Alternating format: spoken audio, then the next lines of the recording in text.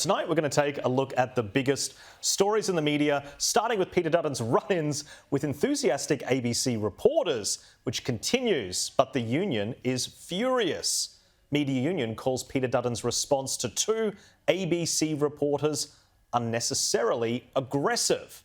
Now, this attack by the union, which at this point is basically just a propaganda unit barracking for one side of politics, came after this heated press conference.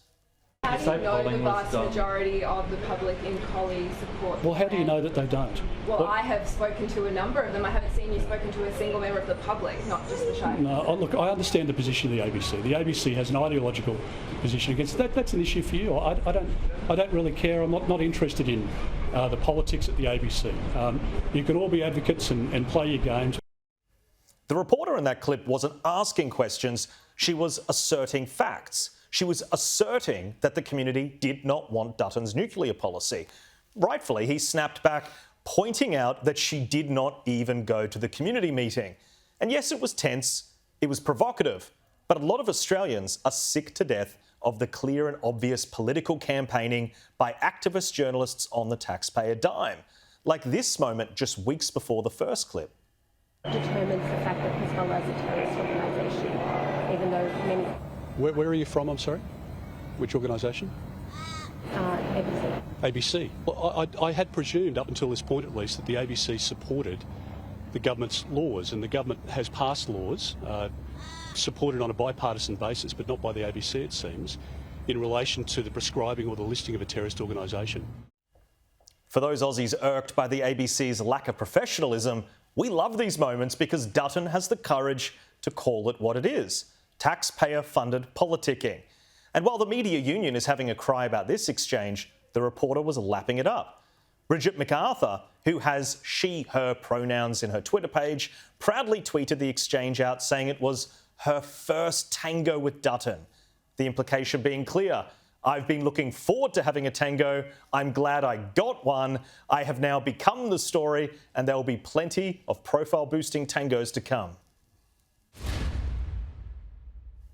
Well, joining me on the show this week is the Australians Darren Davidson and Radio 2CC's Stephen Senatiempo. Well, Darren, let's start with you.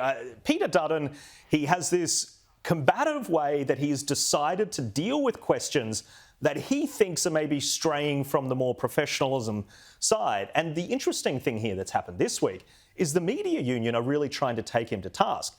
I guess the one point that I didn't make in the editorial is Labor politicians can be quite combative as well. And, you know, the Attorney General, Mark Dreyfus, he had quite a fiery moment with one of our reporters, Olivia Casely. I don't know if you recall that, but it was quite provocative. My point being, we don't seem to get this outrage and this, oh, this poor journalist kind of got scolded as if they're not tough enough to scrutinise it. We don't get that when the shoe's on the other foot. Absolutely. I mean, complete silence from the union, the journalist union, the MEAA, when our journalist Liam Mendes was bundled over by Peter Costello, the former chairman of Channel 9, for asking some very reasonable questions about the culture at Channel 9. And we've had that report emerge in recent weeks, which completely validates Liam's line of questioning there. So it does feel like the union is taking almost like a political position on this one. And, you know, absolutely fine for journalists to ask robust questions as long as they're informed and they're relevant. But, you know, I don't think we always see them applying the same kind of rigour or the same kind of line of questioning when they're actually interviewing the government of the day as well. Yeah, and I guess the main point is, Stephen, that if you're going to throw a punch, prepare for someone to maybe throw one back. And I guess, you know, when you're conducting radio interviews and you decide to go somebody, I'm guessing you're prepared. You've got thick skin in these situations.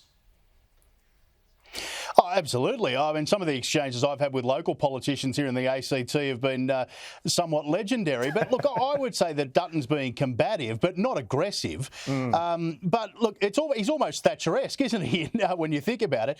But look, the thing that really annoys me here, well, there's two things. The E in MEAA stands for entertainment, right? It's entertaining where these exchanges happen. But secondly, if the MEAA was fair income about the quality of journalism, they'd be pulling their journalists, their members into line and saying, you know know what? Maybe you guys need to be better.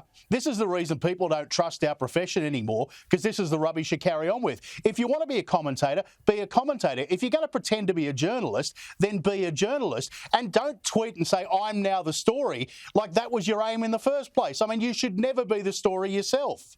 Yeah, it's a really good point. I mean, it racked up thousands and thousands of views and retweets, and the reporter clearly wasn't bothered, which makes me wonder why they actually made such a big point of it. But let's move on now.